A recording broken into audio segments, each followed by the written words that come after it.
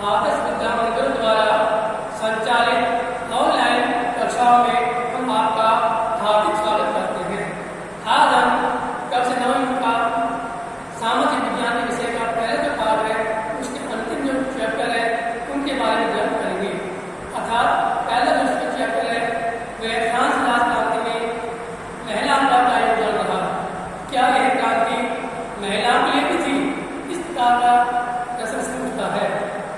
तो उसमें क्या था, इसके अंदर जो 3 वर्ग के समाज में प्रथम स्टेट, द्वितीय स्टेट और तृतीय स्टेट।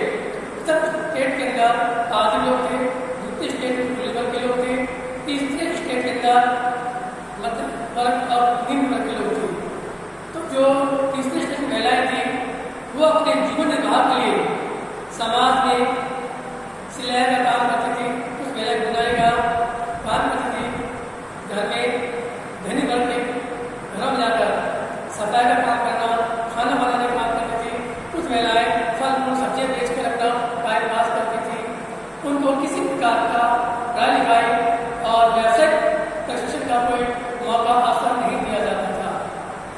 समय के अनुसार 1789 के बाद में इन फ्रांस की निम्न वर्ग की जो महिलाएं थी उनके अंदर कुछ विचारों का परिवर्तन हुआ और इन्होंने अपने राजनीतिक कल्प बनाए।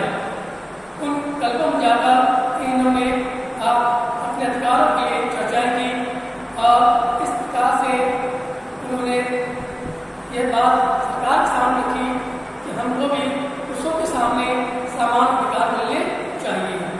तो इस तरह से फ्रांस के प्रत्येक शहर में लगभग एक राजनीतिक दल जो क्लब कहलाते थे वो तैयार हुए। इस तरह से फ्रांस में कुल महिलाओं के लगभग 60 क्लब बन चुके थे। उनमें जो सबसे सर्वश्रेष्ठ क्लब था वो क्लब था द सोसाइटी ऑफ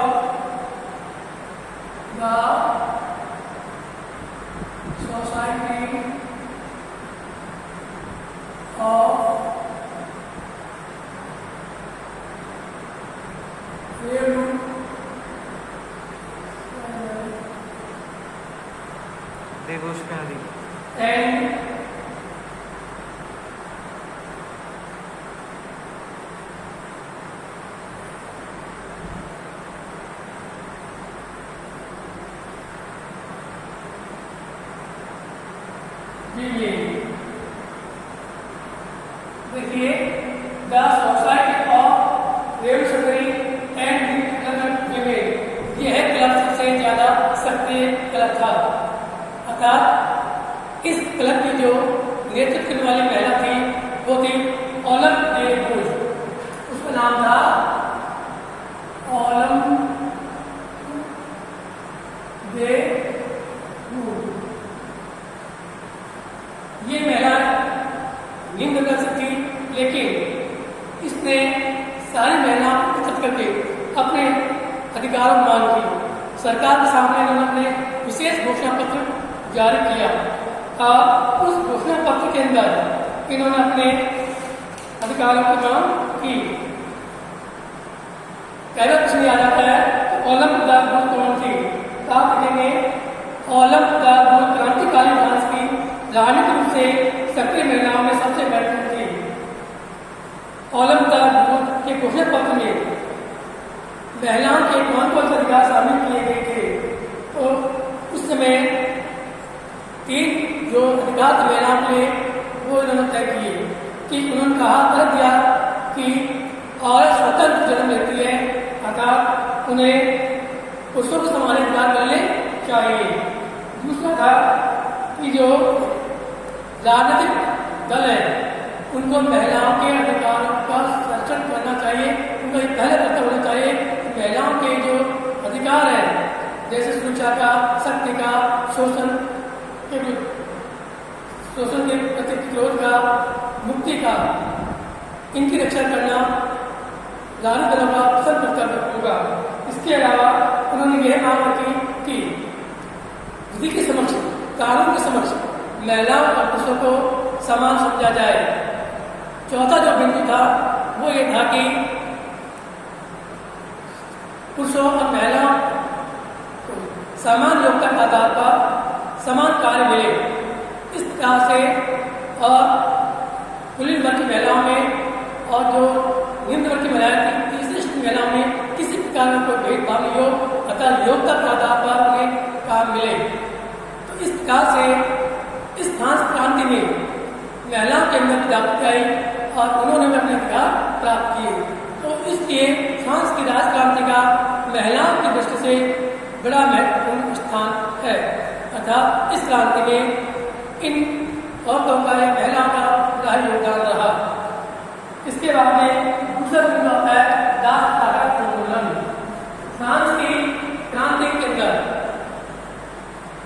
1789 में दास प्रथा उन्मूलन एक अधिकार या कानून पारित करके इसको समाप्त किया गया। इससे पहले क्या था कि फ्रांस के अंदर जो उपनिवेश थे, भारत या अफ्रीका उपनिवेश, वहाँ से यहाँ के जो लोग थे वो गरीब लोगों को पकड़ लेकर जाते थे और वहाँ ले जाकर धनी वर्ग लोगों को बेचना और वो लोग वहाँ से उनसे कामकाज करवाते थे। अर्थात जो दक्षिण अफ्रीका से लोग जाते थे उनको एक जहाज बंदा असुर करने भरकर लेकर जाते थे और वहाँ पर बेचा जाता था। और विशेष रूप से जो दक्षिण अफ्रीका के अंदर सहार मसूल के जो स्थानीय निवासी लोग थे वो निग्रो जाति के थे और उनसे ये लोग ज़्यादातर दास का काम करवाते थे। 1789 में दास प्रथा का कानून पास करके इसको समाप्त कर दिया गया।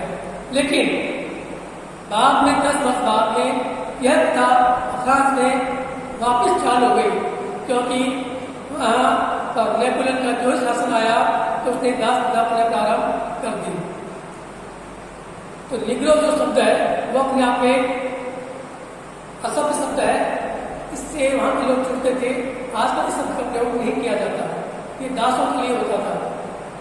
इसके बाद में फिर पुनः क्रांति हुई और 1848 से जाकर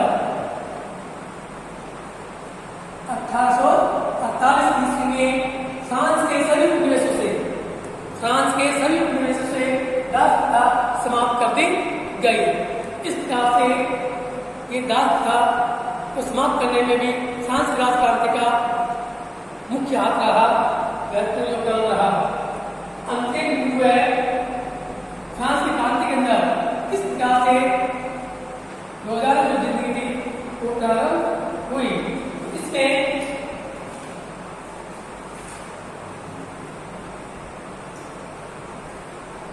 अर्थात फ्रांस क्रांति के बाद 1789 के बाद में फ्रांस के सामाजिक में के रहन सहन, खान पान, बोलचाल, जीवन स्तर में काफी परिवर्तन हुआ।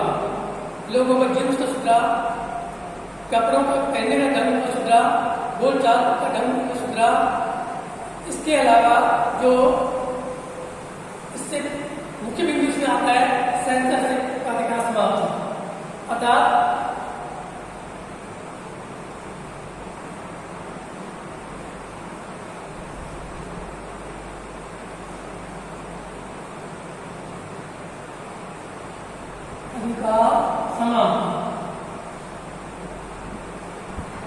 क्रांति से पहले फ्रांस में नियम था कि कोई भी व्यक्ति कोई अखबार निकालेगा या प्रेस वाले अखबार निकालेंगे, कोई प्रचार सामग्री निकालेंगे, कोई नाटक, कोई संगीत, कोई भी पुस्तकें निकालेंगे तो सबसे पहले सेंसर के अधिकारियों से पास कराना होगा, उनसे अनुमति लेनी होगी।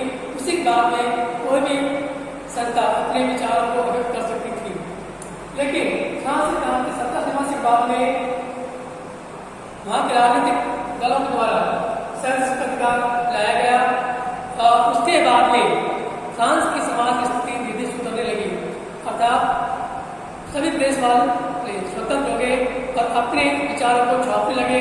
गाँव के अंदर भी अखबार, प्रचार सामग्री, संगीत, नाटक पहुँचने लगे, वो लोग पढ़ने लगे। लेकिन पढ़ाई शिक्षित लोग कम थे। इस संगीत और नाटकों के माध्यम से विचारों का आदान प्रदान हुआ और किसी विषय के पक्ष में विपक्ष में खुलकर लोग अपने विचार अभिव्यक्त कर सकते इस प्रकार की जिंदगी वहाँ से शुरू हुई। तो ये अपना जो कक्षा 9 का जो पहला पार्ट था